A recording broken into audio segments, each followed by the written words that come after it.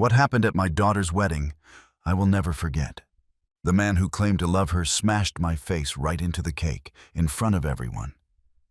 I heard laughter. I heard mockery.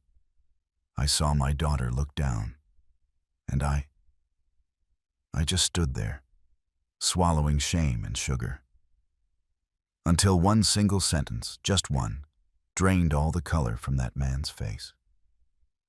And on that day, he discovered who I really am. If this story touches your heart, subscribe to the channel. Every day there's a new story that could be yours, your father's, or someone you know's.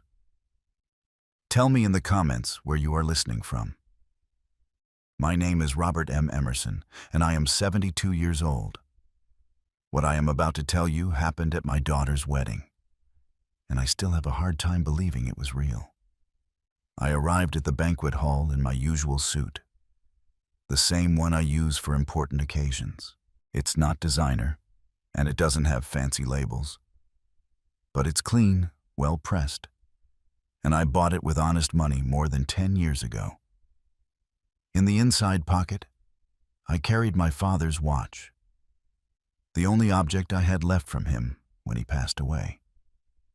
I was planning to give it to Audrey as a wedding gift because that watch survived the poverty of my childhood, the hard work, the years of sacrifice. I thought she would understand its value. But the moment I crossed the hall's entrance, everything started to go wrong. At the entrance, there was a guy in a black suit with a list in his hand. He looked me up and down, lingering on my shoes, my suit, my tie, and he frowned as if something bothered him. I told him my name clearly. Robert M. Emerson, the bride's father. He ran his finger down the page once, twice, 3 times, without finding it. "I don't see it," he said without looking me in the eye. "Are you sure you were invited?" I felt the blood rush to my face. "I am the bride's father," I repeated. He sighed, kept searching, and finally found it at the very end of the list, almost in the margin, written in smaller handwriting than the others. He pointed towards the back of the hall without saying another word. I walked between the tables decorated with white flowers and silk linens, feeling the stares of the guests fixed on my clothes. A woman whispered something to her husband as I passed her. He turned to look at me and let out a little laugh. My table was next to the kitchen door, in the most isolated corner of the hall. Every time a server went in or out, the door swung open and hit the back of my chair. At the table, there were 3 people I didn't know. A young couple talking in whispers, and a man who didn't look up from his cell phone. "Good evening," I said as I sat down. None of them replied. I looked toward the front of the room and saw my ex-wife, Elizabeth, Liz, at the main table, laughing with the groom's parents as if they were lifelong family. She didn't even glance my way. Then I saw him approach. Chad Ferris, my daughter's groom, was walking between the tables, shaking hands and receiving congratulations. When he reached my table, the smile vanished from his face. He stared at me for a few seconds without speaking, as if evaluating what to do with me. Then he spoke loudly, loud enough for the nearby tables to hear. "I expect you to behave tonight and not cause any trouble. Stay in your place and don't go near the head table. Got it?" And when I didn't move, he turned around and walked away. A man at the next table looked at me with pity. That hurt me more than Chad's words. I clenched my father's watch inside my pocket until the metal dug into my palm. I took a deep breath, trying to calm down. "I'm here for Audrey," I told myself, "only for her." Before, I searched for her and found her on the other side of the room, surrounded by friends who were adjusting her veil.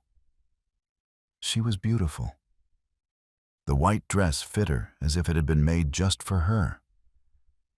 I wanted to get up and hug her, tell her I was proud, that I loved her. But then I noticed something that stopped me. She was looking everywhere, greeting all the guests, but never Not once did she turn towards where I was, as if she knew exactly where they had seated me and was actively avoiding looking in that direction. The civil ceremony was quick. The justice of the peace read a few lines. They signed. Everyone applauded. I applauded too, though my hands felt heavy. Then came the speeches. Chad's father took the microphone and spoke for 15 minutes. My son is an example of hard work. He built his company from the ground up. I'm proud of him. Every word turned my stomach. Grant Ferris. 20 years ago, that man was my business partner. 20 years ago, he stole a contract worth millions of dollars and disappeared without facing me. But I never pressed charges because when I finally had proof to do it, Audrey was already dating Chad. I didn't want my daughter to bear that shame. The cake moment arrived. 5 tiers of cake and frosting decorated with sugar flowers. Chad took the microphone and said, "Before we cut it, I want to do something special. Something no one will forget." My blood ran cold. I don't know why, but I felt something bad was about to happen. "I want to invite the bride's father to taste the first bite," he said, pointing at me.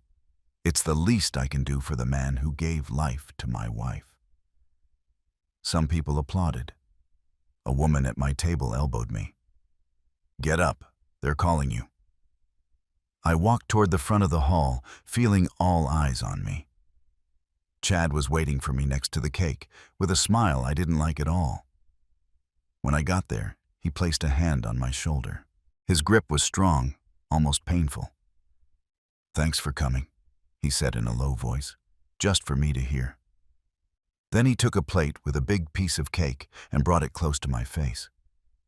I thought he was going to hand it to me. I thought it was a gesture of peace. But instead, he plunged my face directly into the frosting with all his might. I felt the cold of the buttercream in my eyes, my nose, my mouth. I couldn't breathe. I couldn't see. I heard the laughter explode around me. Someone shouted, "That's how you feed the bums!" And I just stood there, paralyzed, with my face stuck in the cake, unable to move. I straightened up slowly. The frosting was dripping down my face and running inside the collar of my suit. My eyes burned from the sugar. I desperately looked for Audrey. I found her at the back of the room, staring at the floor. She wasn't laughing, but she wasn't moving either. She didn't say anything, didn't do anything. Next to her, Liz was looking at me with that expression of contempt that I knew so well. Chad was still beside me, smiling for the photos. "Smile, Pop," he said. "It's a joke. Don't be bitter." The camera flashes blinded me.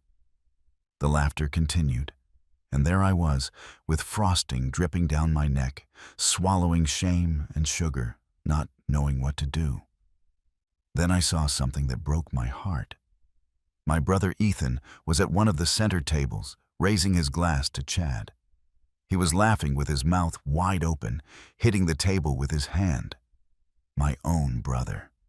The same one I loaned money to when he lost everything. The same one I defended when no one wanted to help him.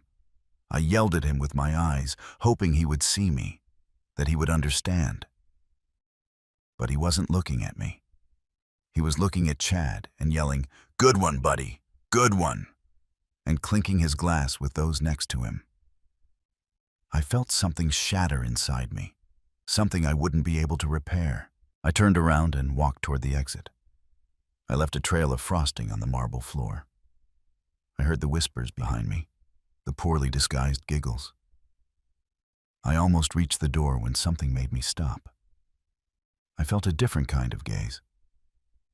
I turned and saw an older man at a nearby table. White hair, elegant suit, penetrating gaze. He wasn't laughing, he wasn't whispering. He was just observing me intently, as if he knew something everyone else ignored. Our eyes met for a second, and in his gaze, for the first time all night, I saw something that wasn't mockery or contempt. I saw recognition. I needed to clean up. I had frosting in my ears, between my fingers, stuck to my neck. Every time I breathed, I got the sweet smell of the frosting mixed with my humiliation. I asked a server where the restroom was. "Down the hall," he said without looking at me, as if I were contagious. I walked quickly, head down, feeling the frosting dry on my skin. I just wanted cold water on my face. 5 minutes alone. But before I reached the restroom, I heard steps behind me. Fast, determined steps. I turned around and saw him. Chad was walking toward me with that smile I was learning to hate. He grabbed my arm and spun me around to face him. "Where do you think you're going?" he asked. "To the restroom. I need to clean up." He shook his head.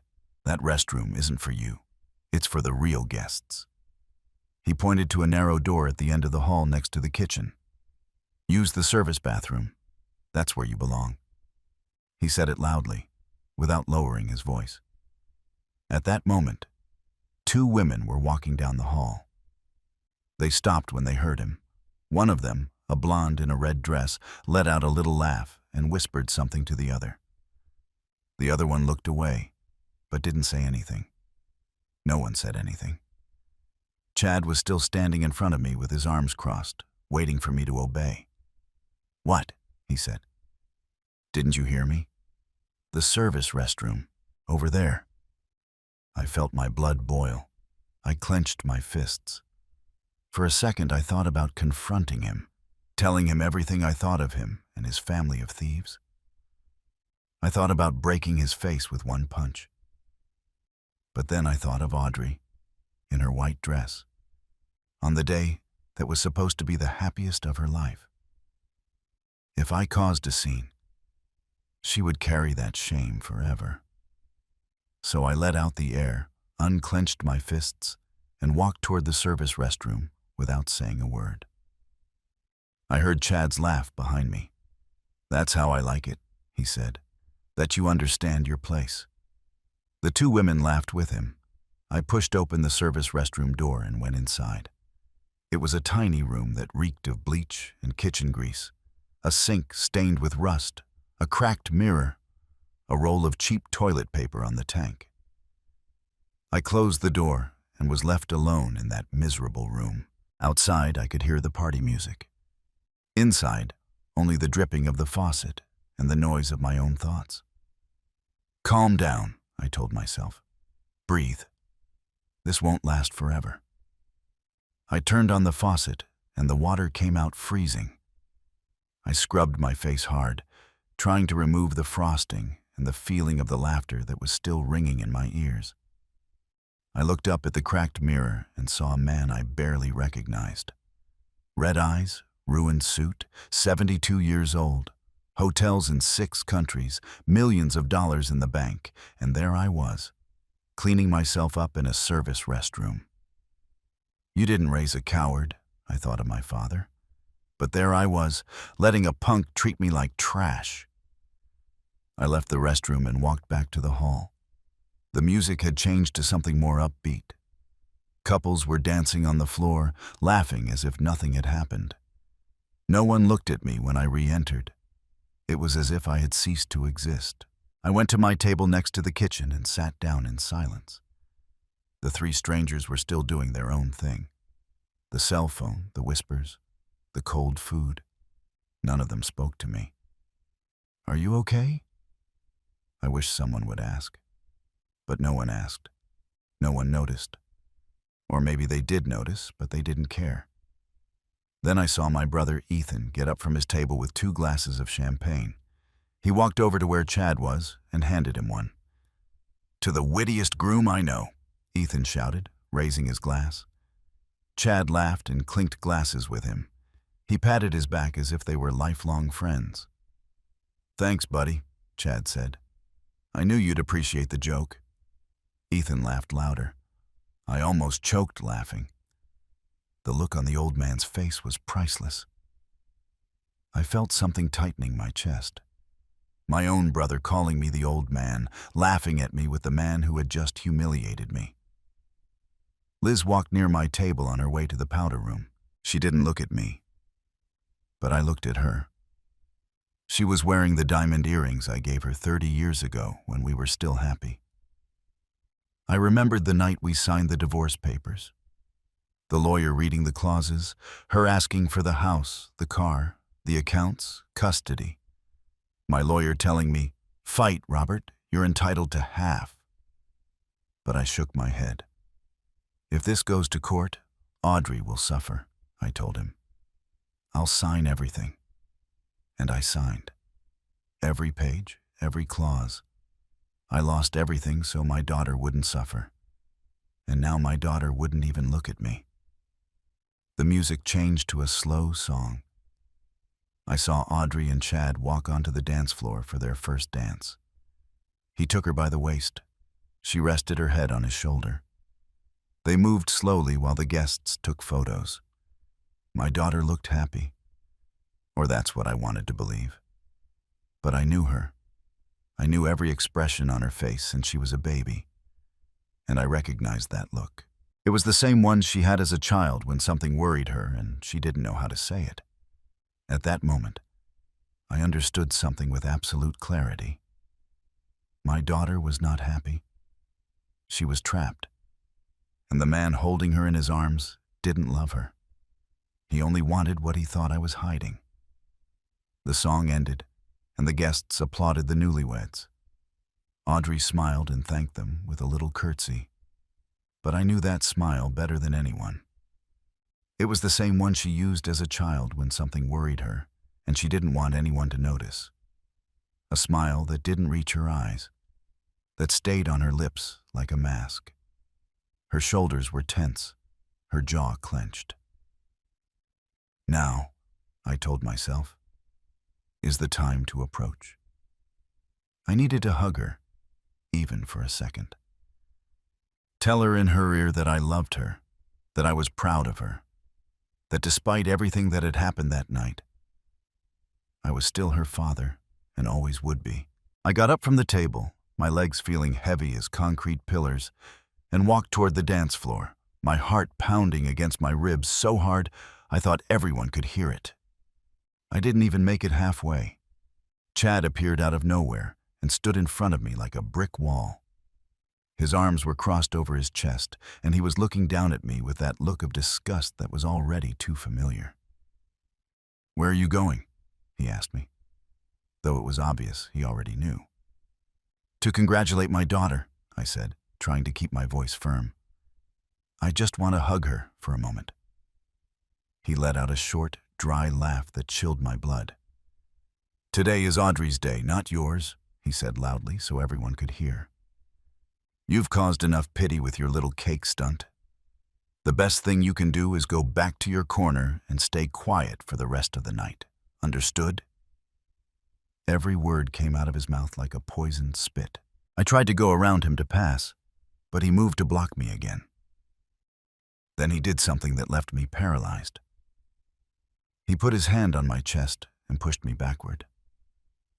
It wasn't a hard shove, but the intention was crystal clear. He was marking his territory, showing me who was in charge there, making it obvious that I was nobody at that party. I looked over his shoulder, searching for Audrey. She was a few feet away, talking with some friends. She must have heard everything because she turned toward us, and our eyes met for a second. I saw something in her eyes that could have been shame or pleading. I'm not sure, but immediately she looked away and continued talking as if I didn't exist, as if the man who taught her to ride a bike was an invisible ghost. Then I heard a voice behind me that cut through me like a knife. It was Liz. That voice that 40 years ago seemed the sweetest in the world, and that now cut like broken glass. She approached with firm steps and stood next to Chad, forming a united front against me. She looked me up and down, with that contempt she perfected during the years of marriage, and spoke the words that still echo in my head. "I should have taken you out of Audrey's life a long time ago. You were the worst mistake of my life, Robert. If you have an ounce of dignity left, leave right now and stop embarrassing your own daughter on the most important day of her existence." Chad nodded, satisfied to have reinforcements in his war against me. I stayed quiet. Not because I didn't have words, because I did, many of them, all burning in my throat, wanting to come out. I kept quiet because I knew anything I said would be used against me.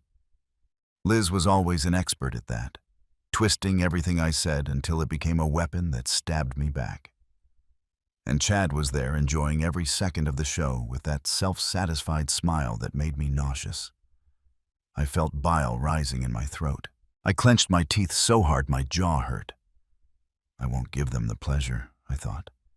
I won't explode here. I took one step back, then another, and turned around to walk toward my table. I heard Liz say something else behind my back. Probably another insult, but I didn't want to hear it. As I walked between the tables, I thought about the day I signed the divorce. My lawyer begged me to fight for my rights, but I shook my head. I didn't want Audrey to suffer through months of hearings watching her parents destroy each other. So I signed everything. The house where I saw her first steps, the accounts I filled by working for years, the custody that only let me see her one weekend a month, if I was lucky. The only thing I didn't sign away was my business. I kept that secret under another name because it was the only thing left that helped me keep breathing every morning. I reached my table and slumped into the chair. The three strangers continued to ignore me. A server passed nearby. "Are you okay, sir?" he asked me. "Yes," I lied. "I just need a moment." I didn't want anyone to see me as a victim, but sitting there, with the smell of cake on my suit and Liz's words burning inside me, it was impossible to feel any other way. I thought about everything I had kept silent for 2 decades. Grant Ferris's betrayal, the lies they fed Audrey, making her believe I had abandoned her for another woman. I never defended myself publicly, because every time I was about to speak, I saw my daughter's face and told myself it wasn't worth it. But silence takes its toll. I paid for it with years of distance, unanswered calls, birthdays where my gift arrived by mail. I chose to be invisible to protect Audrey, and now she looked at me as if I was worthless. I squeezed my father's watch inside my pocket until the metal dug into my palm. Give it to her anyway, I thought.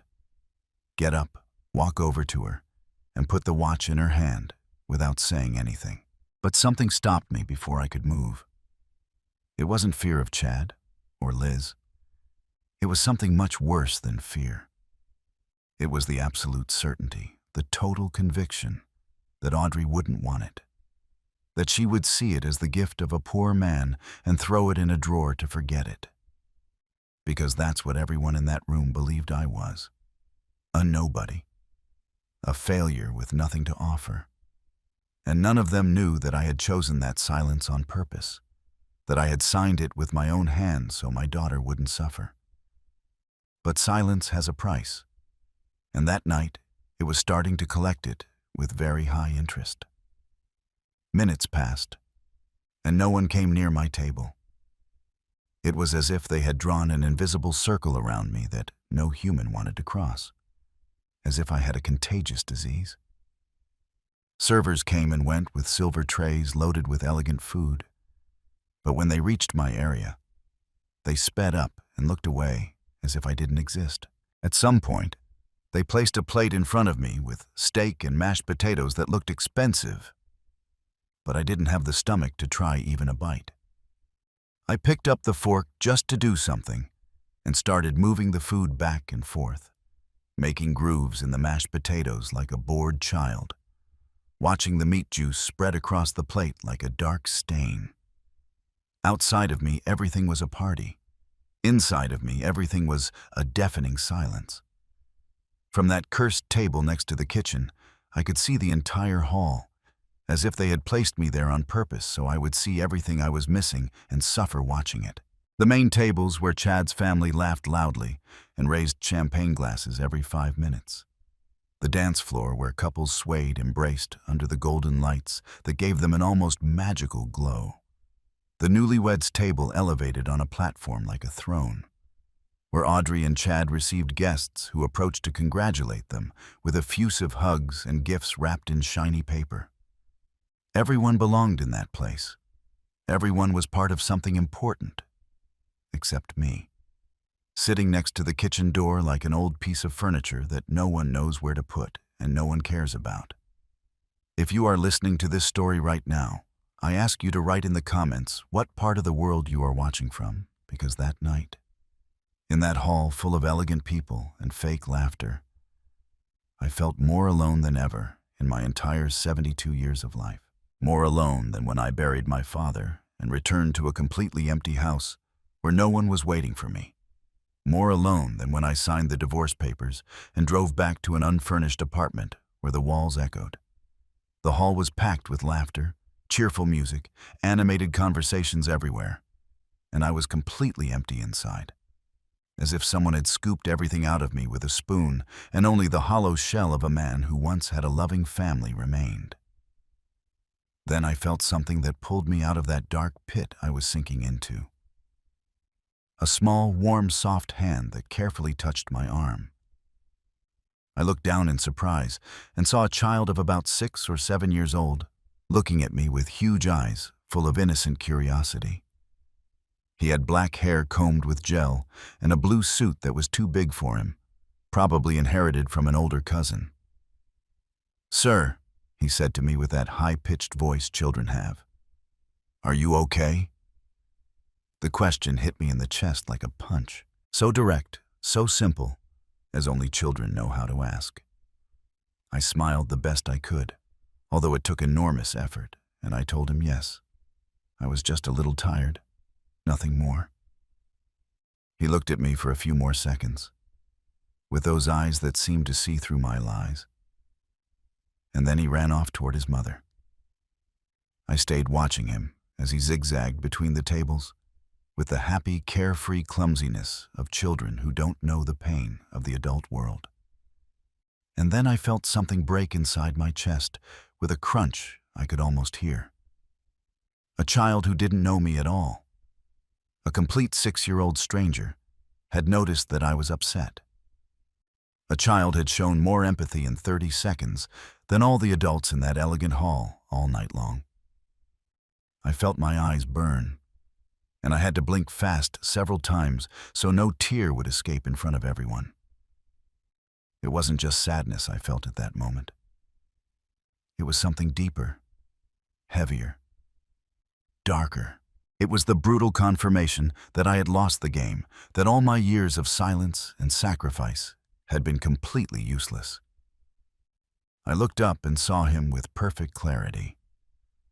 Sitting at the head table with a glass of champagne and a satisfied smile was Grant Ferris, Chad's father, the man who 20 years ago was my partner and my best friend.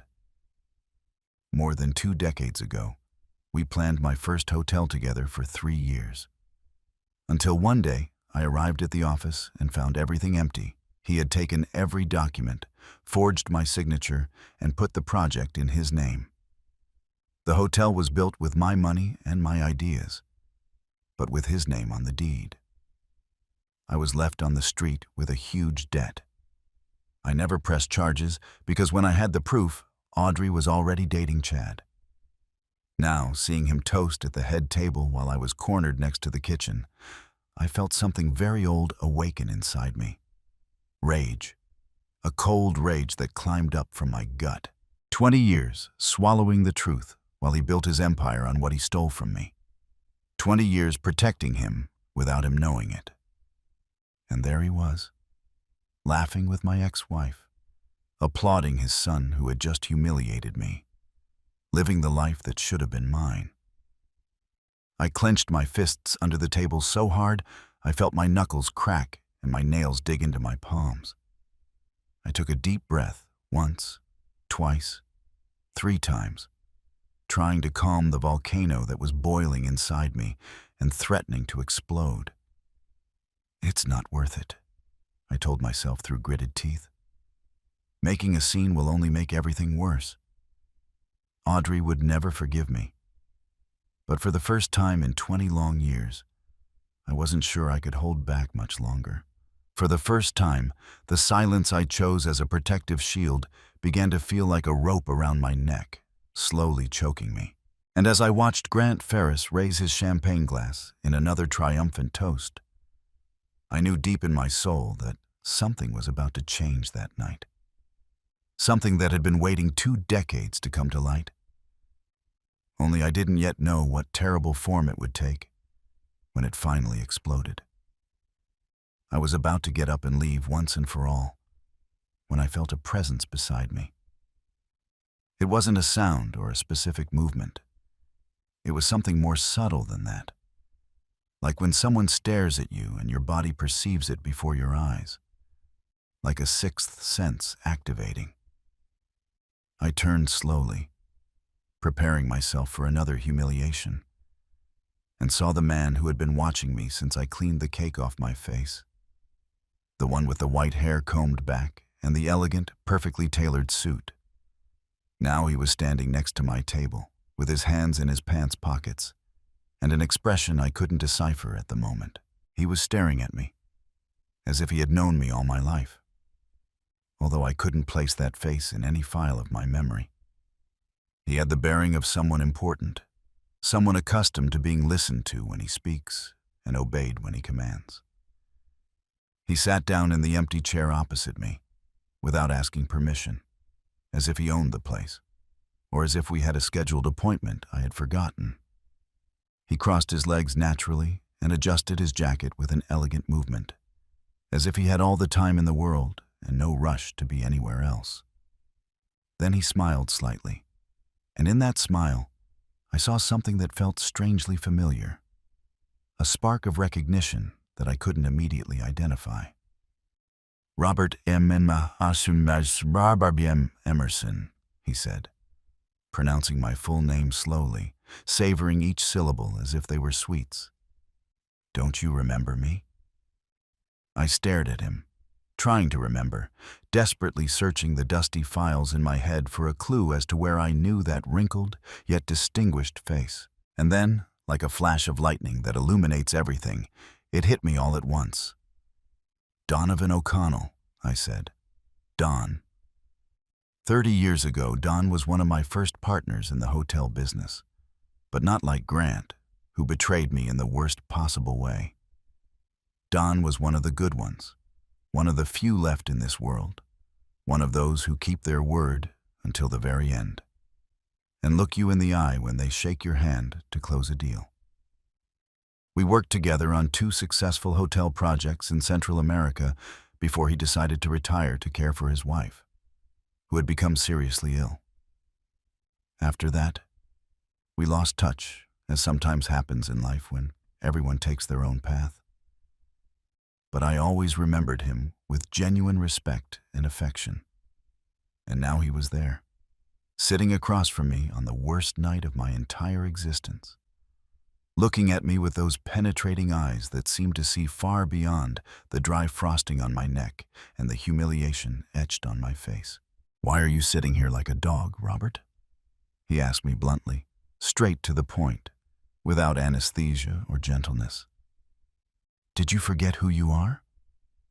His voice was calm but firm as a rock, with that tone fathers use when gently yet authoritatively scolding their children.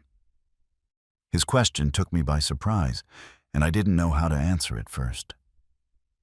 "I don't know what you're talking about, Don," I finally said in a weak voice. "I'm just another guest at my daughter's wedding. Nothing special." He let out a short, dry laugh, shaking his head as if I had said the greatest stupidity in the world. "Stop being humble with me, Robert," he said, leaning forward. "I know perfectly well who you are. I have followed your career all these years. I know about your hotels, your growth, everything you have built in silence, while the world believes you are a failure with nothing. I felt the air catch in my throat and my heart stop for a second. No one knew about my hotels. Absolutely no one. I had spent entire decades building my company under a different corporate name, living with extreme austerity, driving an old car that was over 15 years old, wearing simple, non-branded clothes, not out of stinginess or greed, but out of principles my father instilled in me as a child. He always told me that true power lies in what no one sees, not in what you show off to the world like a peacock. But Don knew everything. I have contacts in the hotel world throughout Latin America, he explained, as if reading my thoughts. Your name appears in records very few people know. I pieced it together years ago and knew it was you behind all of it. He paused and looked me squarely in the eyes. So tell me, why in the hell are you letting an arrogant punk treat you like trash in front of everyone? I didn't know how to answer that. I remained in absolute silence, looking at the table, feeling a deep shame that someone knew the truth about my fortune, and yet had seen me humiliated in such a pathetic way, with my face smashed into a cake like a circus clown. Don leaned in closer and lowered his voice to almost a whisper, so no one else could hear us. Listen to me closely, Robert, he said in a serious tone. I'm at this wedding because Grant Ferris invited me. We are business acquaintances, though not friends. I never liked that guy. But there's something you need to know. He made a dramatic pause that made my hair stand on end. I've heard things about Chad that will interest you greatly. Things that have to do with your daughter and your supposed assets. Things that will hurt you. But that you should know now, and not later, when it's too late. What are you talking about? I asked him, feeling my heart beat faster and harder, like a war drum. He reached into the inside pocket of his elegant jacket and pulled out a state-of-the-art cell phone, which he placed on the table between us. A trusted server of mine passed this information to me a few hours ago, he explained while unlocking the screen with his fingerprint. At first, I didn't think much of it, because I didn't know who you were in all this. But when I saw you arrive at the wedding and recognized you, I knew immediately that I had to show you. He began searching for something in his files, while I watched him, understanding nothing of what was happening. My heart pounding so loudly in my chest, I could hear it reverberate in my own ears like thunder. Finally, he found what he was looking for and turned the phone toward me so I could see the screen clearly. But before I could see what was on the screen, I raised my hand to stop him. Wait, I said. Before you show me that, I need to know what you plan to do with this information. Don looked at me with a serious, almost solemn expression, and nodded slowly, as if approving my question. That depends entirely on you, Robert, he replied with a firm voice. I can go up on that stage right now, grab the microphone, and tell this entire hall who you really are. I can destroy Chad and his father in 5 minutes with the pure truth, without needing to invent anything. He paused to let his words sink into my head. But I also understand that could hurt your daughter greatly, and that's why I want to ask you first before acting. Are you willing to stop hiding once and for all? Or do you prefer to continue being the invisible ghost everyone thinks you are? I looked toward the newlyweds table, searching for Audrey. She was talking with one of her bridesmaids, smiling automatically and mechanically, as if fulfilling a role in a play someone else had written for her without asking if she wanted to act. I can't do that to her, I thought, my heart heavy. My heart. I can't destroy her wedding in front of all her friends and guests. I thought about what it would mean for her to find out the truth in front of 200 people with their cell phones recording everything. The public scandal, the shame that would follow her for years, the cruel headlines in the gossip magazines, her wedding completely ruined because of her father, the same man who, according to her, had abandoned her 20 years ago for another woman. I couldn't do that to my own daughter. No matter how much they had humiliated me that night, I couldn't be the one to destroy the most important day of her life. No, I finally told Dawn, shaking my head. I don't want you to go up on stage. I'd rather leave in silence and let my daughter live her lie if that makes her happy. At least for tonight. He looked at me for several long seconds without saying anything at all, as if evaluating my answer, weighing it, judging it. Then he nodded slowly, with a thoughtful expression. I respect your decision, Robert, he said in a grave voice. But before you leave here, you need to see what I have on this phone. After seeing it, if you still want to keep quiet and walk away without doing anything, I swear I won't stop you. But at least you have to know the complete truth of what's happening before making such an important decision. You owe it to yourself. You owe it to your daughter. I took the cell phone with hands that were trembling like leaves in the wind. The screen showed a text message conversation between two contacts saved as Chad and Dad. I started reading from the beginning, and I felt my stomach churn with every line my eyes processed, as if I were swallowing poison. They were talking about me. They were talking about my supposed hidden inheritance. They were talking about how they were going to take all my money when I died. The old man must have millions stashed somewhere, Chad wrote. Audrey is our ticket to that fortune, Grant replied with calculated coldness. Be patient, son. Play your cards right. Your foolish wife doesn't suspect absolutely anything about our plan. And as I read those poisonous words over and over, I felt something very deep inside me break forever and become irreparable. I read the entire conversation and felt my stomach turn. Everything was written there in black and white, impossible to deny. Chad did not love my daughter. For him, Audrey was just a means to get to my money. I filled her head with stories about his supposed abandonment, he wrote. I told her he left with another woman and never cared, that he dumped her like trash. It was easy to manipulate her. All lies, all invented. And Audrey had believed it word for word because it came from the man who claimed to love her. They had manipulated her from day one. Don watched me in total silence from the other side of the table, patiently waiting for my reaction without pressuring me. I handed the phone back to him without saying a single word because they wouldn't come out.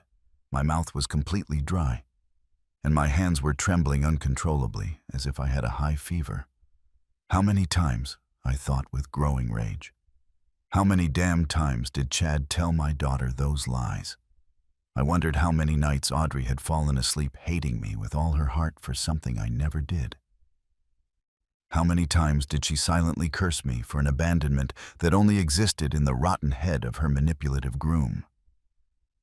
All these long, painful years, I thought my daughter despised me because Liz had put ideas into her head during the divorce. But now I understood that Liz wasn't the only one to blame for everything. It was primarily him. It was this man who was now dancing with her in his arms, as if she were a trophy that belonged to him. How did you get these messages? I asked Don in a hoarse voice, needing to understand how this information had fallen into his hands. He leaned back in his chair and crossed his arms before answering. The server who gave them to me also works at the golf club where Grant and Chad meet every weekend, he calmly explained. This young man had heard very suspicious conversations between them for months, things that didn't add up.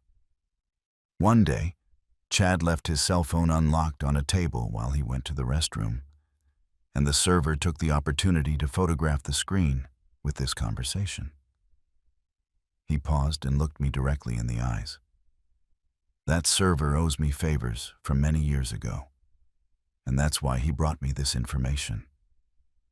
At first, I thought about doing nothing with it, letting things take their natural course. But when I saw you arrive at this wedding and then saw your face smashed into that cake, while everyone was laughing at you like hyenas, I knew I couldn't stay silent. It wasn't fair. I felt the pieces of the puzzle starting to click into place in my mind in a terrible and painful way. Grant stole everything from me 20 years ago with his lies and forgeries, and now his son was doing the exact same thing to me, but in a much crueler and more ruthless way. Chad wasn't stealing money or business contracts from me like his father did. He was stealing something much more valuable. He was stealing my daughter. He was taking away her possibility of having a father who loved her. He was systematically poisoning her mind so she would hate me with all her soul, and thus be able to quietly take what he believed was my hidden fortune when I died. It's the same damned plan as always, I thought, clenching my fists under the table. Destroy Robert Emerson, father and son, working together as partners in crime, to finish me off once and for all. I looked up at the dance floor where Audrey and Chad were still receiving congratulations from guests with fake smiles. She was smiling for the photos, but now I saw that smile in a completely different way than I had seen it before. It wasn't the genuine smile of a happy and in-love woman on her wedding day. It was the mechanical smile of a woman trapped in an invisible cage. A woman who believed with all her heart she was with the love of her life, but who was actually sleeping with her worst enemy every night. I felt a wave of pain so strong and devastating that I had to grab the edge of the table so I wouldn't fall out of the chair. My girl, I thought, my eyes burning with tears I didn't want to release. My little Audrey, the same one who used to hug my neck when she was little and told me I was her king, was now marrying a man who only saw her as a lottery ticket to become a millionaire at my expense. "What are you going to do, Robert?" Don asked me in a grave voice, breaking the silence that had settled between us like a wall. I looked him in the eyes and told him the most honest truth I could say at that moment. I don't know. For the first time in my life, I genuinely don't know what to do. And it was true. My mind was a total chaos of contradictory emotions. If I spoke up and exposed the truth in front of everyone, I would destroy my daughter's wedding and expose her to the most horrible public shame imaginable. If I kept quiet and left in silence like a coward, I would leave her in the hands of a hungry wolf who would devour her as soon as he had the chance. There was no good option between the two. There was no path that didn't end in pain for someone. I put my hands to my face and took several deep breaths, trying to think clearly. But all I saw in my mind was my daughter's face when she was a child, looking at me with those huge eyes and innocently asking me why the sky was blue. Then I remembered something that hit me like lightning. One night many years ago, when Audrey was 8 or 9 years old, she asked me something very serious as I tucked her into bed before sleep. "Daddy," she said with her little girl voice, "what would you do if someone hurt me?" The question took me by surprise, and I paused for a few seconds before answering. "I would always protect you, my love," I told her, stroking her hair. "No matter what, no matter the cost, no matter anything else." She looked at me with those big eyes full of absolute trust and asked me another question that pierced my soul. "And does that mean you'll never abandon me?" I promised her I would never abandon her. I swore on my life that I would always be there for her, even if she didn't see me, even if she thought I had left, even if she believed I had forgotten her. And now, so many years later, that promise I made to my girl was as valid as the first day, more valid than ever. "My daughter doesn't hate me," I said aloud, and the words hit me with the force of a train at full speed. "They taught her to hate me." Don nodded slowly without saying anything, letting me process the revelation at my own pace. All this damn time, I thought Audrey's contempt for me was genuine, that she had chosen of her own free will to believe the worst about her father, that she had judged and condemned me without giving me a chance to defend myself. But it wasn't like that. They deceived her vilely from the start. They put rotten lies into her head from the first day she started dating Chad. They made her believe her father was a heartless monster, so she wouldn't trust him, so she wouldn't approach him for advice, so she wouldn't listen to him if he ever tried to warn her about something.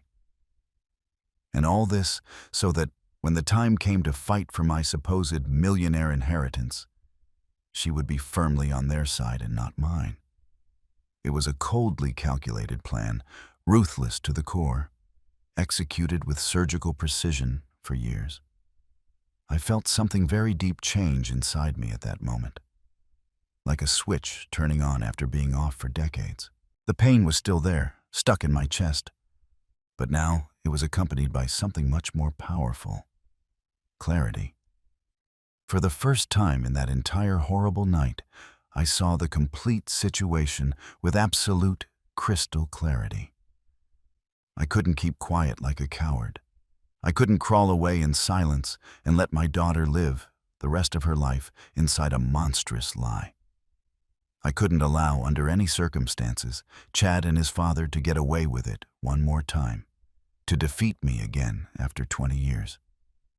I had spent 2 entire decades in total silence to protect Audrey from pain, and that cowardly silence had only served for them to push her further and further away from me with their lies. Enough is enough, I thought, clenching my fists with renewed strength. It's time to speak up once and for all. It's time for the truth to come out and destroy all their lies. I looked Don directly in the eyes and told him with a firm, decisive voice, "I changed my mind. I want you to go up on stage." He raised his eyebrows, surprised by my sudden change. "Are you completely sure, Robert?" he asked me. "Once this is out, there's no turning back." I nodded once, without hesitating for a second. I want the whole room to know who I really am, and I want them to know who the Ferris men are and what they've been planning all this time. Don held my gaze for several long seconds, making sure I was completely serious and wouldn't regret it halfway through. Then he nodded once solemnly and stood up with slow, deliberate movements. He calmly buttoned his jacket, smoothed his silver hair with his hand, and started walking toward the stage. But then I stopped him. "Wait," I said. Something told me it wasn't the right time yet. I got up and walked toward the hall door. I needed air. I needed to think. I reached the door and put my hand on the handle when I heard a voice behind me that stopped me dead in my tracks. It was Audrey. My daughter was standing a few feet from me in the hallway, her white dress gleaming under the lights, as if she were an angel who had just descended from heaven to speak with me. She was looking at me with an expression I hadn't seen on her face in many, many years. Perhaps since she was a little girl who still loved me. It wasn't the cold contempt from a few hours ago when she ignored me. It wasn't the glacial indifference with which she had treated me all night as if I were a stranger. It was something completely different, something softer, more fragile, more human and vulnerable. Something that looked a lot like genuine regret, or perhaps the fear of losing something important forever. Her eyes were moist with held-back tears, and her hands were clasped tightly in front of her chest, as if she were gathering all her courage to take the next step toward me. And then she took it. She walked toward where I was with slow, uncertain steps, like a small child timidly approaching a father she hasn't seen in a long time and doesn't know how he will react. She stopped in front of me less than 3 feet away and looked directly into my eyes for the first time all night. I could see the tears forming in her dark eyes, shining under the hallway light like small crystals of pain. She opened her mouth to speak, but no sound came out.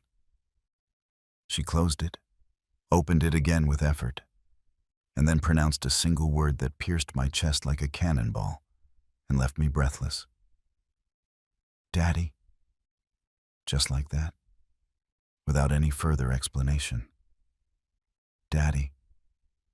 Like when she was a little girl and called me scared from her room in the middle of the night because she had a horrible nightmare and needed me to protect her. Like when she fell off her bike learning to ride and ran to me crying so I could bandage her scraped knees. Daddy, that sacred word I hadn't heard from her lips in so many years that I had almost forgotten what it sounded like coming from her. And then she added one more word that broke my soul in two halves. Forgive me. Her voice completely broke on the last syllable of that word, and the tears she had been holding back began to stream down her cheeks uncontrollably, leaving shiny trails in her perfect bridal makeup. She didn't wipe them away with her hands. She didn't try to hide them from me or pretend she wasn't crying.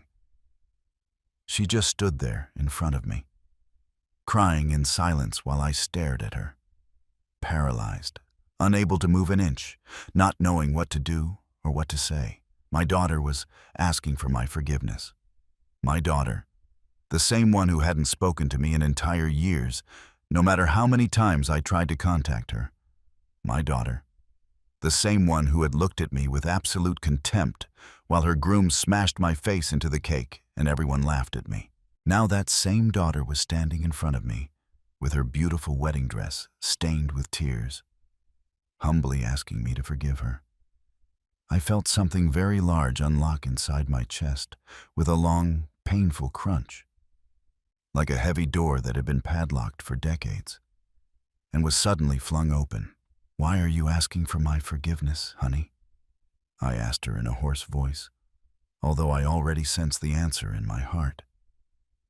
She lowered her gaze to the floor and began to speak in a trembling voice broken by sobs. "Because I know they treated you very badly tonight, Daddy. What happened with the cake was horrible. It was cruel. It was inhumane. I should have said something to defend you, but I didn't dare. I stayed silent like a miserable coward, while everyone laughed at my own father at my own wedding." Tears continued to fall down her cheeks as she spoke. "Everything has been so confusing these years, Daddy. Chad told me so many terrible things about you that I no longer knew what was true and what was a lie. But when I saw you silently wiping your face after the cake thing, without yelling, without making a scene, without insulting anyone, even though you had every right in the world, I felt something break inside me. Something that had been cracked for a long time and finally shattered into pieces." Audrey looked up and met my eyes, which were red and swollen from crying. "When I saw you walk toward the hall door to leave," she said in a broken voice, "with your back straight and your head held high, despite all the horrible things they had done to you, I felt panic. A terrible panic that paralyzed my whole body. Panic that you were leaving forever and I would never see you again. Panic that I had lost my father without even giving him a chance to defend himself, to tell his side of the story.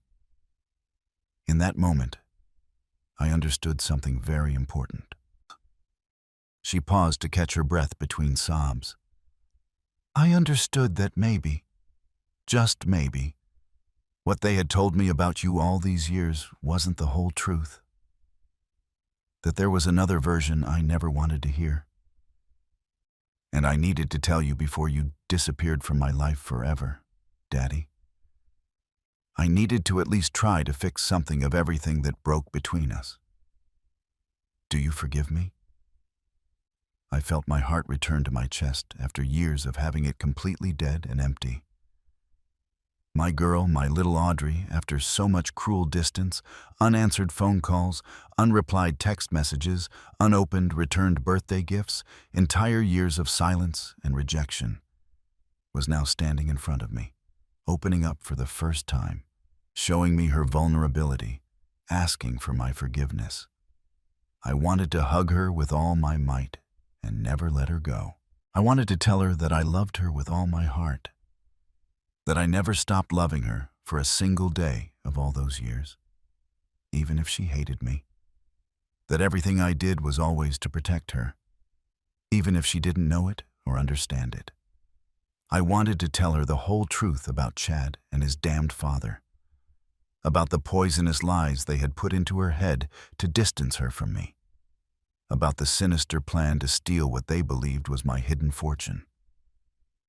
But before I could say a single word, I heard steps quickly approaching behind her in the hallway.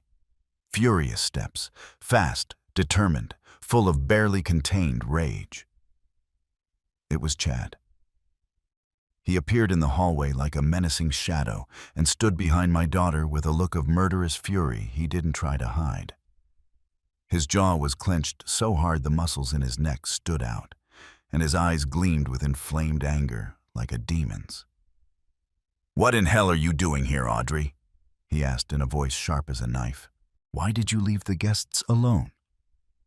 Why are you wasting time with this useless old man?" His voice was a whip that cut the air between us with every word.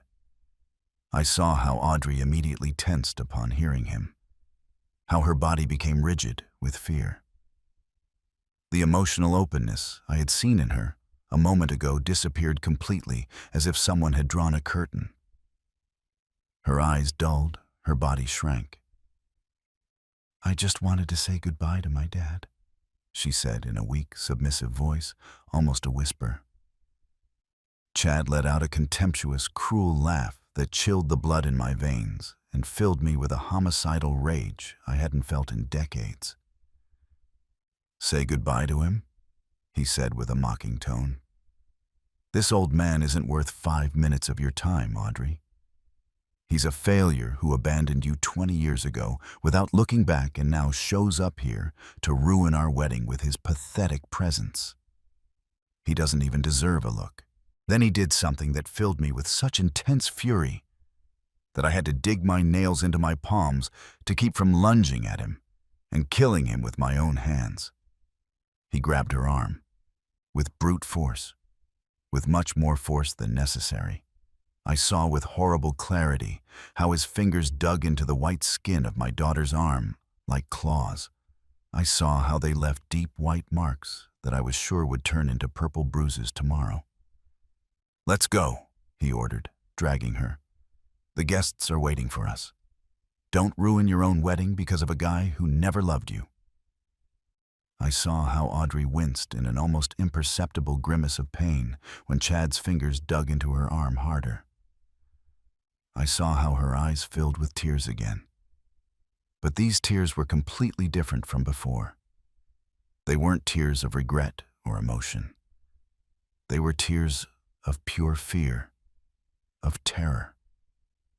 I saw how she immediately lowered her gaze to the floor and nodded submissively, not daring to protest a single word, as if she were completely accustomed to obeying without question. As if she knew from experience that resisting would only make things worse and bring her worse consequences. And in that terrible moment, I understood something that chilled my blood to the bone and churned my stomach with horror. My daughter wasn't just deceived by that man's lies. She was controlled. She was completely trapped like a bird in a cage.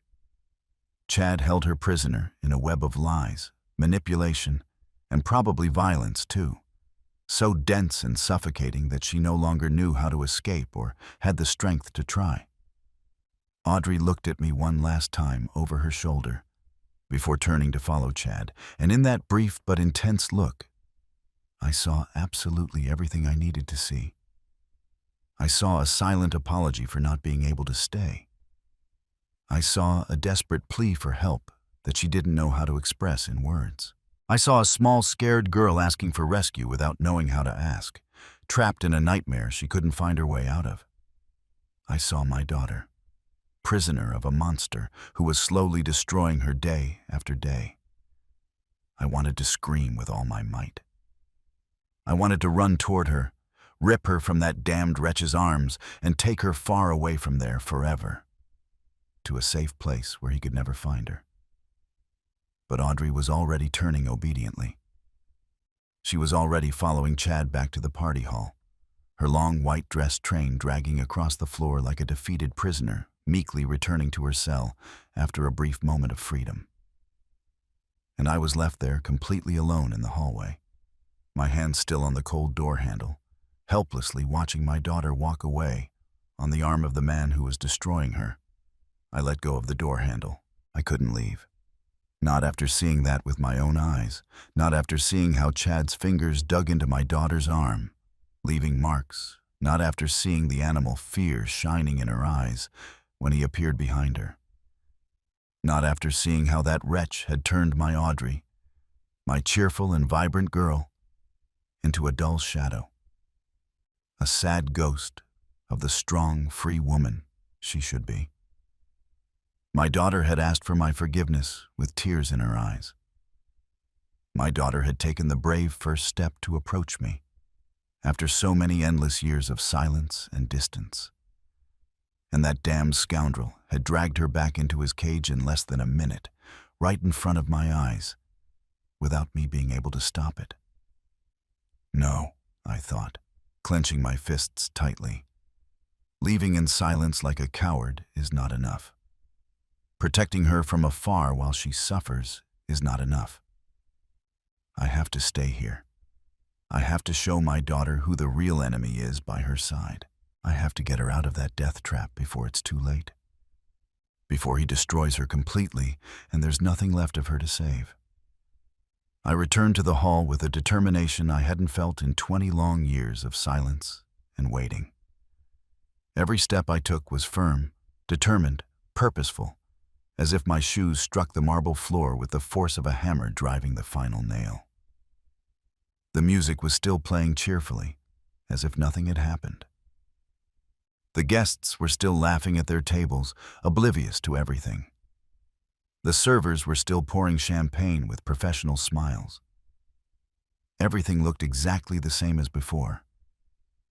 But I was completely different. I was no longer the humiliated, pathetic man wiping cake off his face in a service restroom.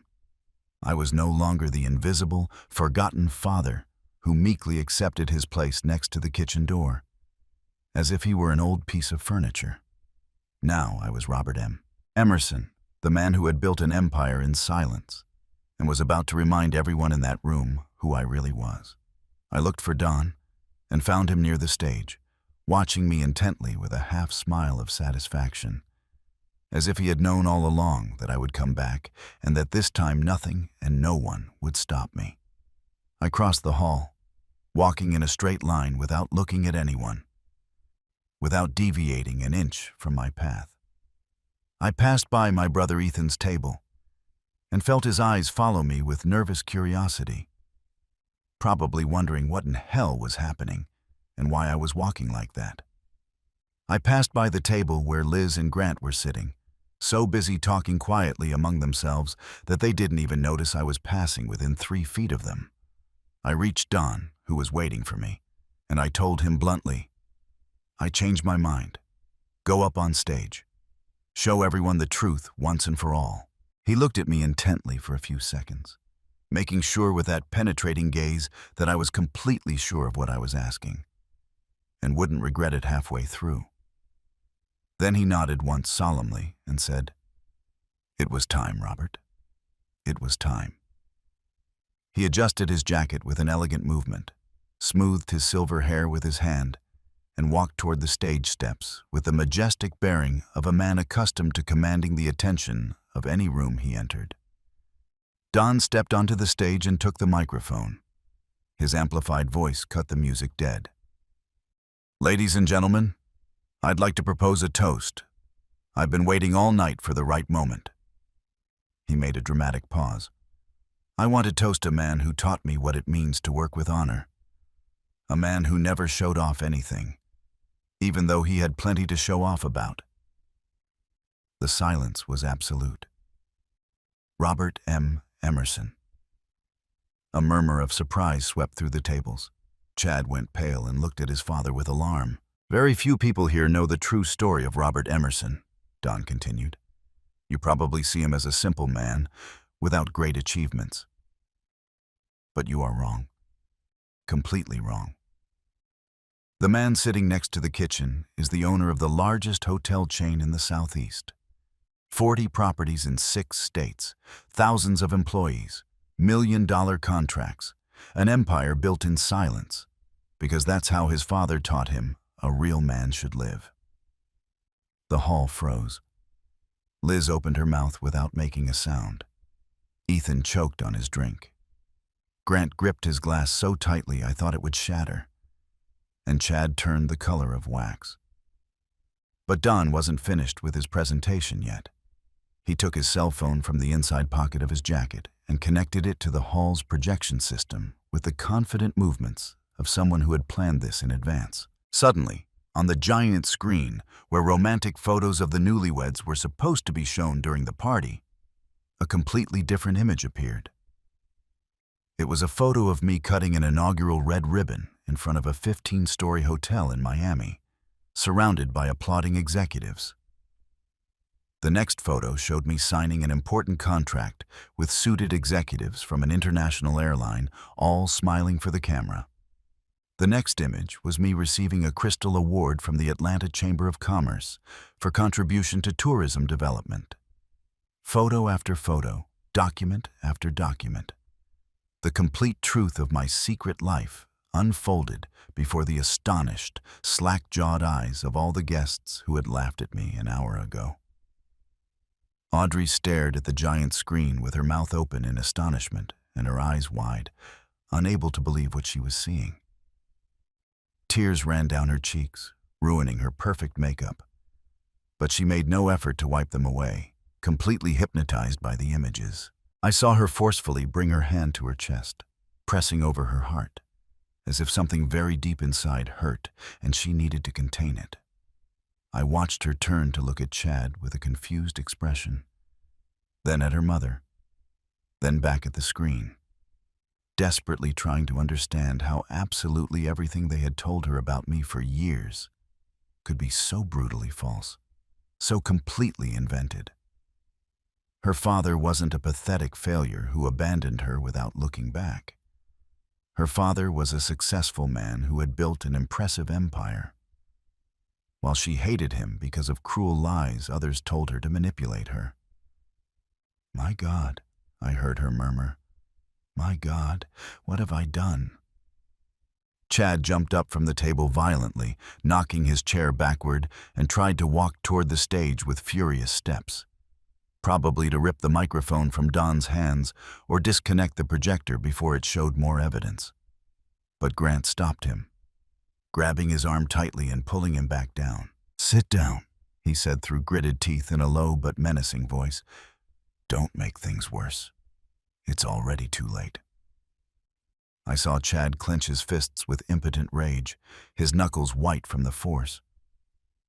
I saw him look at his father with pleading eyes, waiting for instructions that didn't come, hoping the old man would tell him what to do to get out of this disaster. But Grant had no answers. For the first time all night, the great Chad Ferris, the confident man who smashed my face into the cake while everyone laughed, was now completely paralyzed with fear, helplessly watching his perfect plan crumble before his own eyes like a house of cards. Don remained silent for a few long, dramatic seconds, allowing the crushing weight of the revelation to completely settle over the hall like an anvil dropping on every head. Then he lowered his voice to almost a whisper that the microphones amplified perfectly, and said something that made the atmosphere even tenser. "But there's something else you should know. I have very important information about why Chad Ferris specifically chose Audrey as his wife, and I assure you it has absolutely nothing to do with love, or coincidence, or romance."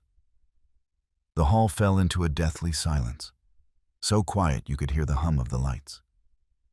I saw Chad go even paler, if that was humanly possible, with beads of sweat breaking out on his forehead. I saw Grant jump up from his chair in total alarm, as if he wanted to run to the stage to stop what was coming. And I saw Audrey, my daughter, slowly turn toward her brand new husband, with a terrible, accusing question clearly forming in her eyes. Don looked at me from the stage and nodded his head, indicating it was my turn to speak. He had masterfully prepared the ground over the last few minutes. He had dropped the bomb of my true identity. He had violently shaken the foundations of the lie the Ferris men had built for years. Now it was up to me to finish the play and deliver the final blow. I stood up from my chair next to the kitchen, my legs feeling firmer and more steady than ever in my life. I walked toward the stage, my gaze fixed on the front, without deviating an inch, without doubting for a second what I was about to do. The guests moved aside to let me pass, as if I were a completely different person from the one they had seen before.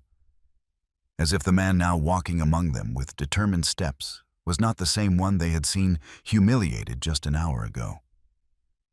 And they were absolutely right. I was no longer the same man. That man had died in the service restroom. But the worst thing for Chad wasn't seeing me walk toward the stage with that determination. The worst came immediately after. I climbed the stage steps, feeling the weight of every gaze in the room fixed on me like hundreds of pins. Don handed me the microphone with a respectful bow and stepped aside to give me the center of the stage. I stood there in front of 200 people who, just an hour ago, saw me as a poor soul worthy of pity and mockery, and who now didn't know what to think or how to process what they had just discovered. The silence was so dense and heavy that I could hear my own breathing amplified by the sound system speakers. I looked toward the newlyweds' table and immediately met Chad's eyes. He was pale as a ghost, his jaw clenched so hard the muscles showed, and his hands closed in fists on the table as if he were ready to fight. Beside him, Audrey was looking at me with a mixture of deep confusion and intense pain that broke my heart into pieces. I took a deep breath, filling my lungs with courage, and began to speak with the calmest, most controlled voice I could find inside me. "I will not yell," I said with a firm, clear voice. "I will not insult anyone or use foul language. I am not here to make a scene or to ruin a party." I paused to make sure everyone was listening intently. "I am here to tell the truth. A truth I kept silent for 20 long years, to protect my daughter from a pain I believed was necessary at the time. But I can no longer stay silent." I looked directly at Grant as I continued. 20 years ago, I had a business partner named Grant Ferris, a man I considered my closest friend, my brother. Together, we planned to build what was going to be my first hotel. We worked 3 full years on that project, day and night, dreaming of the future, trusting each other blindly.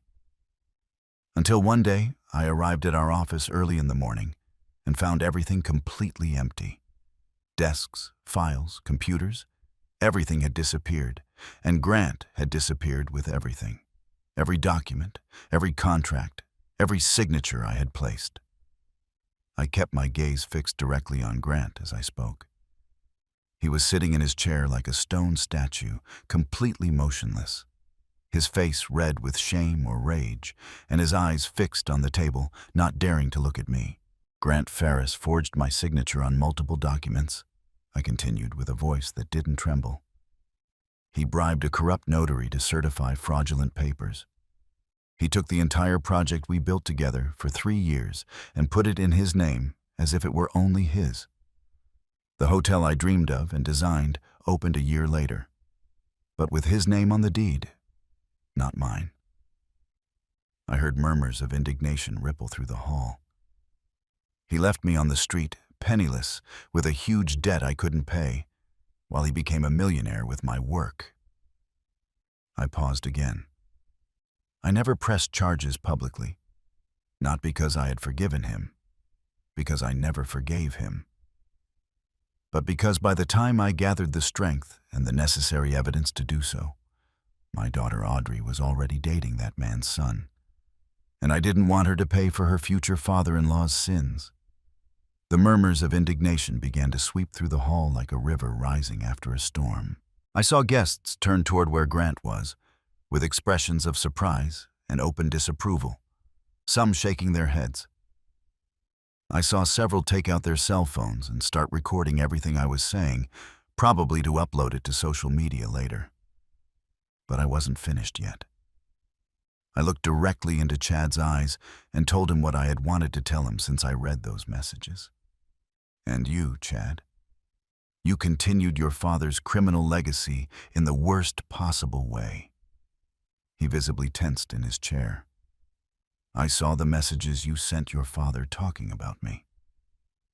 I saw how you talked about my supposed hidden inheritance. I saw how you planned to take all my money when I died. My voice hardened. I know perfectly well that you never loved my daughter. That from the first day you only saw her as a ticket to a fortune you thought I had hidden somewhere. Chad jumped up violently and shouted in a desperate voice that sounded almost hysterical. That's a lie. He's making all this up to ruin my wedding.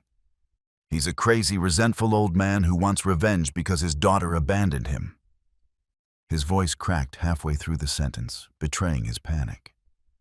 I replied with absolute calm that contrasted with his hysteria. It's not a lie, Chad. I have all the proof in my possession. Every message is documented with a date and time. I can show it right now if necessary. He turned desperately to look at his father for support, hoping Grant would stand up and defend him. But the old man's gaze was fixed on the ground, and he didn't move a muscle, completely defeated. Then Chad looked at Audrey, his brand new wife of just a few hours, as if expecting her to take his side and defend him from her own father's accusations. But Audrey wasn't looking at him. She was looking at me. And in her eyes, I saw that she was beginning to believe every word coming out of my mouth. I lowered my voice and spoke directly to my daughter with all the love I had kept hidden in my heart. Audrey, my love, I deeply regret having to tell you all this on your wedding day.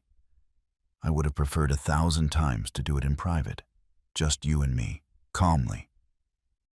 I felt my voice break, but I forced myself to continue.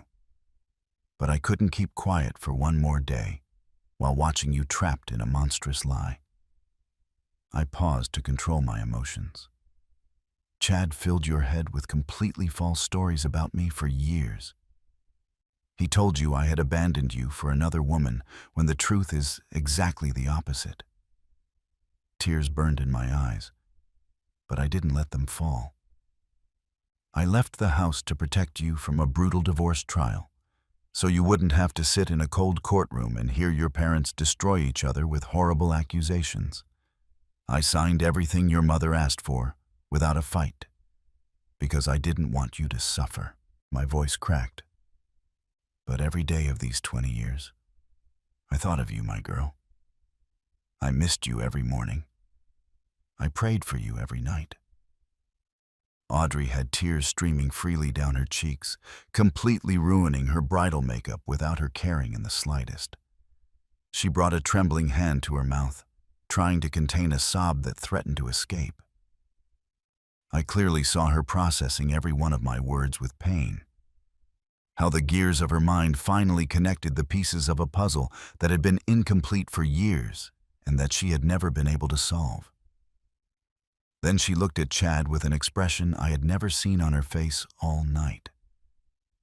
It wasn't sadness or pain or confusion. It was something much colder, much harder, much more dangerous.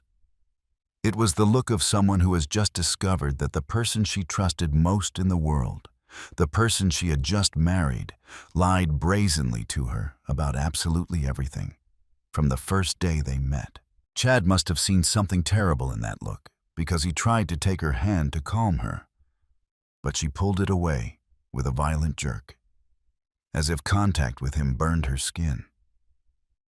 Then I looked directly into Chad's eyes from the stage and spoke the words I had wanted to tell him all night. The words I had rehearsed in my head while wiping the frosting off my face in that miserable restroom. You wanted my money, Chad. That was your plan from the first moment you met my daughter, to inherit what you thought I had hidden somewhere. My voice was firm as steel. But there's something you never had and never will have, no matter how hard you try. I paused dramatically. You never had my daughter's true respect. You never had her genuine love.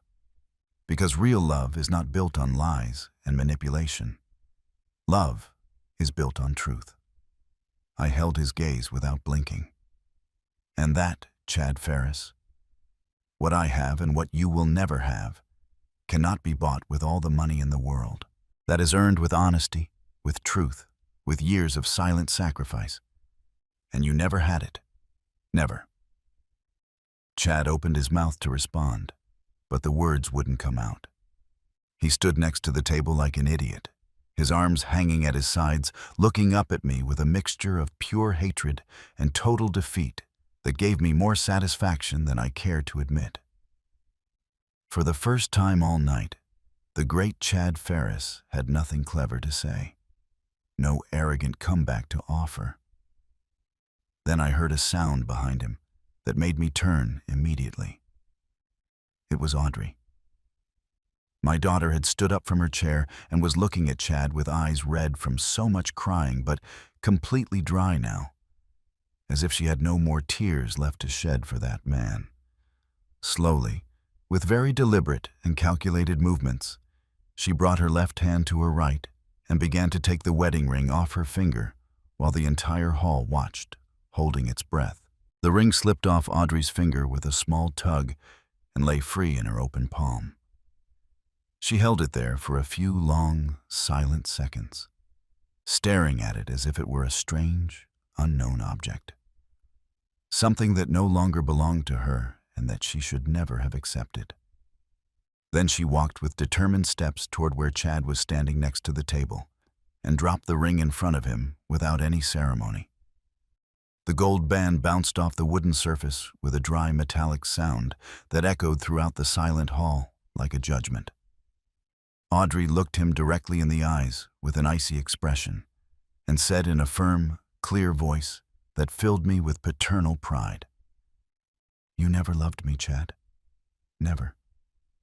You only wanted what you thought my father had hidden.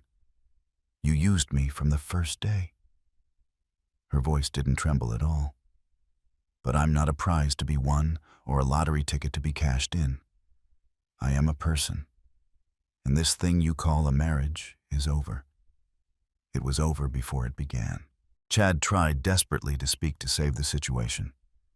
He raised his hands in a pathetic gesture of supplication and began to stammer out hurried words. "Audrey, my love, wait. This is all a terrible misunderstanding. I can explain everything. I really love you. You have to believe me." But no one in that hall was listening to him anymore, or believed a single word. The guests murmured quietly among themselves, some shaking their heads in disapproval, others looking at him with open, undisguised contempt.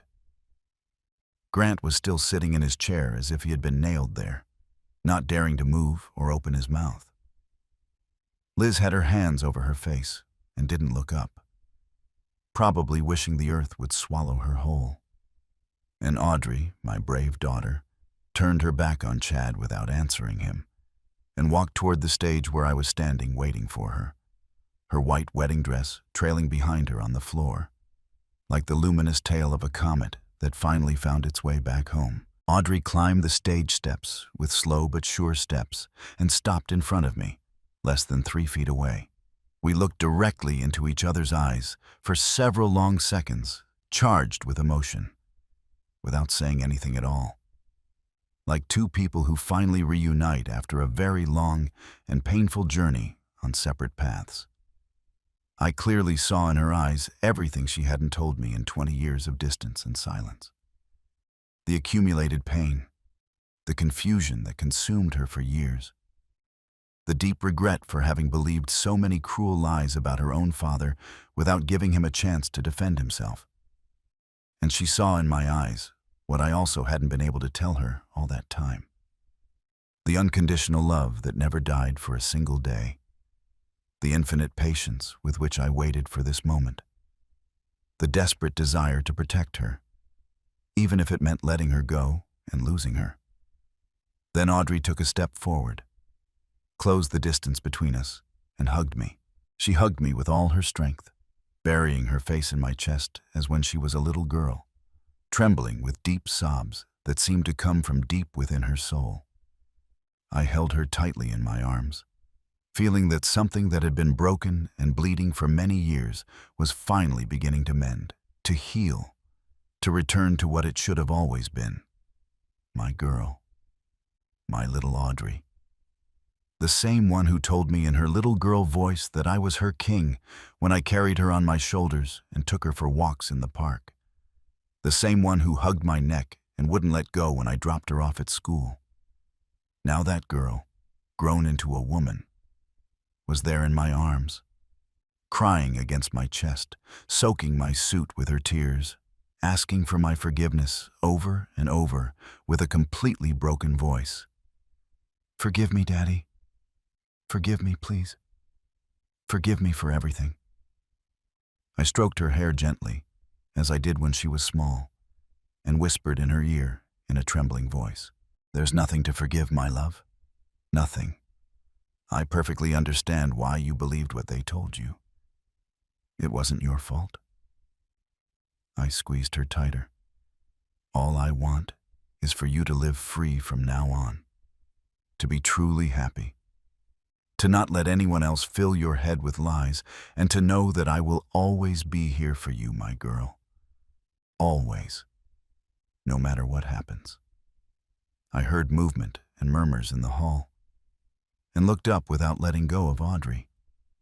My brother Ethan had stood up from his table and was walking toward the stage with a very awkward expression, as if he wanted to say something important, but didn't know how to start or what words to use. I watched him approach with hesitant, uncertain steps, dragging his feet, and stop at the foot of the stage steps, looking up at me with a pathetic mixture of deep shame and desperate pleading shining in his moist eyes. He opened his mouth several times, with no sound coming out, and finally began to stammer in a trembling voice. "Robert, brother, I didn't know any of this. I swear to God. I never imagined that if I had understood what was really happening, I would have acted completely differently. You have to believe me." His voice broke halfway through the pathetic sentence, and he fell silent, waiting for my reaction with eyes shining with held-back tears, like a dog waiting for its master to forgive it after doing something wrong. I stared at him for several long, heavy seconds without saying anything at all, letting the silence speak for me. I thought about all the years I helped him, without asking for anything in return, without expecting gratitude, without keeping score. I thought about the money I lent him when he lost everything in that disastrous business venture, the endless nights I spent awake, worrying about him and his children, the sacred promise I made to our father on his deathbed to always take care of my younger brother, no matter what happened.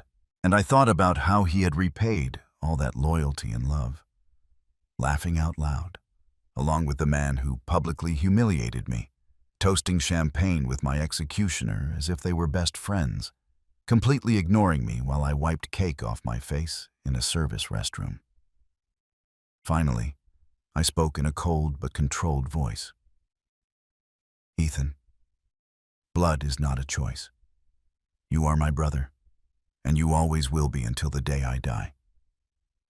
That will never change." I paused. "But loyalty is a choice, and you chose wrong tonight. Very wrong."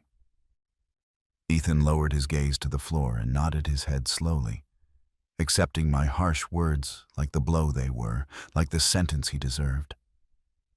He didn't say anything else in his defense, because there was nothing he could say that would change what he had done. He slowly turned around and walked back to his table with slumped shoulders and a bowed head, like a man who has just lost something very important and valuable, and who knows deep in his heart that he will probably never get it back. I felt a sharp pang of sadness watching him walk away like that, defeated and alone, but I didn't feel a single drop of regret for the words I spoke to him. They were completely true, and he needed to hear them. Maybe someday in the future, we could try to rebuild something of our brotherly relationship. But that day, definitely, was not today. Today I had other, much more important priorities.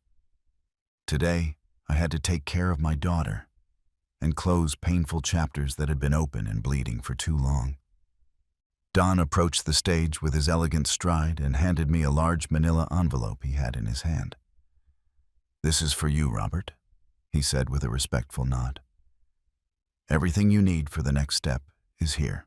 I opened the envelope with hands that trembled slightly with anticipation, and found inside a multi-page legal document with many stamps and signatures. It was a formal and complete criminal complaint against Grant Ferris for corporate fraud, falsification of public and private documents, and illicit appropriation of property. Everything was detailed with legal precision, with specific dates, exact dollar amounts, full names of witnesses willing to testify. Don explained in a low voice, "I hired a team of the best lawyers several months ago to prepare all this. I was waiting for the right moment to hand it to you, Robert. And after tonight, after 20 years of injustice, I think that moment has finally arrived." I looked up from the document and glanced toward where Grant Ferris was sitting. The man who stole everything from me 20 years ago was still pinned to his chair as if his body were paralyzed, his face completely gray like a corpse and his eyes empty of all expression, staring into nothingness like a man who knows with absolute certainty that his time of impunity is finally over. There was no trace of the arrogant, satisfied smile he wore just a few hours ago when toasting champagne at the head table. He was no longer patting backs or telling jokes or bragging about his successful son. Now, he was just a frightened, pathetic old man who helplessly watched the truth finally catch up to him after 2 decades of escaping the consequences. I held his gaze steadily for several long, silent seconds, letting him understand with crystal clarity what was coming for him. Then I carefully put the document in the inside pocket of my jacket and turned around. There would be plenty of time for lawyers, courts, and justice. Right now, I had something much more important to do with my time. I walked down the stage steps with Audrey, held firmly to my arm, leaning on me as if I were the only solid thing in her world that had just completely collapsed. The guests watched us pass in respectful silence, some with expressions of genuine admiration, others with morbid curiosity, the vast majority still stunned, processing everything they had heard and seen in the last few minutes. I saw Liz standing next to her table as we passed nearby, her face pale as paper and her lips pressed into a thin line, staring at me with a strange expression, as if seeing me for the first time in her life and not recognizing the man in front of her. I didn't say a single word to her. I had absolutely nothing to say after so many years. She had made her decisions 2 decades ago, and I had made mine. Now each of us would carry the consequences of those decisions for the rest of our lives. I kept walking without stopping toward the hall exit with my daughter leaning on my shoulder, feeling her comforting warmth against my side, feeling that I finally had her back. We stepped out together into the cool, clean night air, and I took a deep breath for the first time in many hours, filling my lungs with freedom. The sky was completely clear above our heads, and hundreds of stars were shining brightly among the distant city lights, like small diamonds scattered on black velvet. Audrey was still clinging to my arm with both hands, as if she were afraid I would disappear into the air if she let go even for a second. I told her in a soft, affectionate voice, "Everything is going to be all right, my love. I promise you. We are going to get through this together, you and I. We have a lot of lost time to make up for, I know. But the important thing is that now we are on the same side, on the side of the truth." She nodded without saying anything in words, only squeezing my arm harder in response, communicating with that gesture everything she couldn't yet express with her voice. I saw an elegant black car parked in front of the banquet hall entrance and immediately recognized my trusted driver, Jason, patiently waiting standing next to the driver's door with his hands crossed in front of his body. He had been working for me for more than 15 years, with absolute loyalty. And he was one of the very few people in the world who knew my true financial situation and my secret life. He saw me come out of the hall with Audrey on my arm and nodded once in recognition. Without asking any indiscreet questions, without making any comment about my appearance or the woman in the white dress accompanying me. He simply opened the rear car door so we could comfortably get in, and then placed himself silently at the wheel, waiting for my instructions. Before getting into the car, I paused for a moment and looked up at the starry sky one last time, breathing deeply the fresh air of freedom. I felt something very heavy that I'd been carrying for decades finally release inside my chest and rise toward the stars. Sometimes the worst humiliation of your life turns out to be the first step toward true freedom. If you have ever been treated as less than you are worth, if you have ever been publicly humiliated and made to feel like you are nobody, I want you to remember something very important. Don't defend yourself with desperate shouts. Don't defend yourself with insults or blows or violence. Defend yourself with the truth. The truth is the most powerful weapon that exists in this world because it cannot be destroyed with lies or hidden forever, no matter how hard they try. And if someone humiliates you in front of everyone, if someone makes you feel like you are absolutely worthless, don't despair or lose faith. Let time speak for you, because time always puts everyone in the place they belong. I waited 20 full years of my life for the truth to come out. 20 years of silence, of patience, of quiet pain. And when the truth finally came out, I didn't have to yell or fight or insult anyone. I just had to stand in front of everyone and let the truth speak for itself. And it spoke louder than any shout. And you, what would you have done in my place? Would you have stayed silent, or would you have faced the truth regardless of the cost? Leave me your answer in the comments. And if this story touched your heart, if it made you think of someone you know or something you experienced, I ask you to like and subscribe to the channel.